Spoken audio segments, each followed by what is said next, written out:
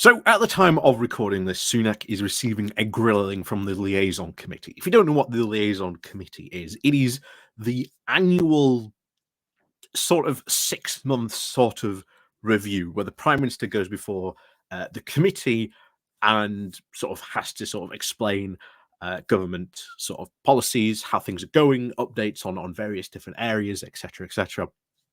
And this isn't the 1922 committee. They don't have that any kind of that power, but it is different MPs on this committee from all parties getting the opportunity to have like almost a proper one-on-one session, sort of one-on-one, one on with the committee, shall we say, with the prime minister. And honestly, so far, what we are seeing at this committee, Sunak is getting absolutely mauled, absolutely well and truly.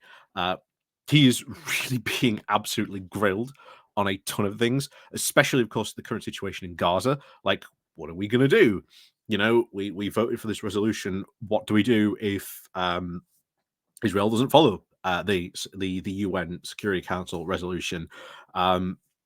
Israel recently pulled out with the negotiations going on in Qatar with Hamas. Hamas have said that they quit because they refuse to sort of acknowledge sort of the right to return of Palestinians. Still all kinds of stuff still ongoing about this, but there's still no, I think, logical way forward other than the idea of currently just calling for some sort of lasting ceasefire. Trying to sort of get that in place. It's very evident with how America sort of abstained on the recent UN vote that they are themselves getting very annoyed with Israel at this moment. So they're just ever increasingly isolating themselves. There's been calls from, I think it is, I can't remember, it's Colombia, I think it is, that if they don't follow the resolution, countries should pull diplomatic ties with Israel. I think that would be very bad because once you pull diplomatic ties, you're sort of saying we're not going to talk with you. I do get, of course, the severity of it. But you sort of do want to keep open those lines of communication, because with that line of communication open, you can keep on putting pressure onto sort of Israel. So Sunak very clearly not having an idea either, just repeating the line of, well, we want a ceasefire, but still no concrete solution of how to sort of end this. The other thing that he's being grilled on, and this I think is the main thing once again, is the level of delusion that Sunak is currently engaging in. Because he is just right now, well, literally, 30 minutes ago at this point, denied that local authorities are facing a severe funding crisis. We have talked on this channel at length about the funding crises in many councils, in Birmingham, in Nottingham, Leeds. We constantly talked about the funding problems that these councils are facing, and to say that these aren't a problem. To say, well, actually, he's not even denying that these are a problem. He's just completely outright saying there's no such thing as a funding crisis whatsoever. It's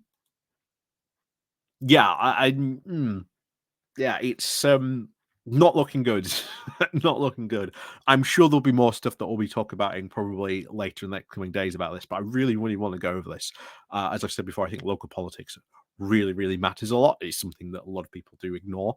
But I think very often local politics is just as important as what goes on a national scale. And I think when you've got a prime minister who is just saying, funding crisis? What funding crisis? When you've even got conservative councils crying out about the lack of funding that they are facing. Bit of a problem. So, before we quickly just go over this grilling that he got, please do remember to click on the like, share, and subscribe button. Of course, there's the Patreon page. There's the Buy Me a Coffee link where you can buy me a coffee, the YouTube thank you button, and of course, there's a Pony Club down below as well. So, let's crack on into this that's currently ongoing. So, 6 minutes ago, sorry, I thought it was longer than that, but 6 minutes ago, Sunak dismissed claims that local authorities are facing funding crisis. So Clive Betts from Labour, chair of the Levelling Up Committee, goes next, had this to say. Question. Since you were a local government minister, things have gotten worse. Isn't there a funding crisis in local government finance? To which anyone would say, yes, there is, and we are going to try and do something about it. To which Sunak's response is, councils are the backbone of local communities, and he says that local government minister, he saw the value of what they did, saying that they have had, quote, significant extra funding, he says. If you know about this extra funding, which again we've talked about, it's not exactly like they received mountains of extra funding. It was minuscule at most of what they'd lost from the EU grants, all these other things. Councils having to fight inflation, being told to do a lot more with a lot less money. To deny that this isn't a thing, kind of a problem. But Clive does continue. He says, but this obviously comes after a 13% cut in spending power of the last 14 years, again, which is true. If you've had a 13% cut, it's not like you can just they're getting back all that extra 30%. It's not even close to 30%. But there you go. So it comes after sort of a 13-year cutting spending power the past 14 years. Council leader said to us that with adult social care going up of costs of over 90%, with children with complex needs going up 23%, and income up just 5%, you don't need to be a genius to see that there's a gap.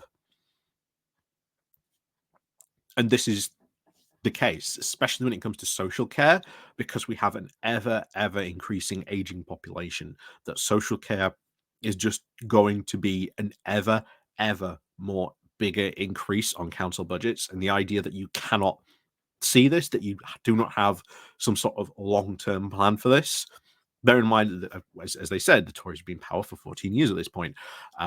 This crisis, this ongoing increase in social care costs, well predicted a long time ago. They've had 14 years to actually do something about this. They haven't done anything about it. Shock horror. Then, of course, Sunak replies that he does not accept that. He said that, granted, in terms of cash, councils have had more than double in the recent parliament. He says the question back is 20% of councils face now the threat of bankruptcy in the next few years.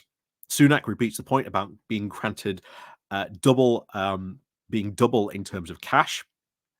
With a question back saying the Department of Levelling Up and Communities is not a project not projected by the government. Is it really sustainable that councils could get no extra cash for over 4 years without having to cut services? He says that he will not write the next spending review now. Overall, public services now is forecast to grow over the next spending review period, he says, but this is not being divvied up yet. But what is important is the spending reviews, what they are for. The overall spending is now rising, not just in terms of cash, but in real terms soon, he says. He says that MPs are asking for more spending for one department, should say which other budget should now be cut, or what taxes might go up to pay for it. He repeats the same point about councils getting more funding, but says that social care is being prioritized. Yeah. The idea that you can just come out and say that and just not even accept that there has been this level of cut, that the councils are being asked to do far more with less. It's complete utter, fancy nonsense.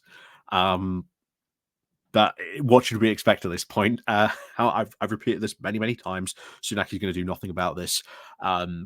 He doesn't even have any sort of real policy. He didn't even talk about policy.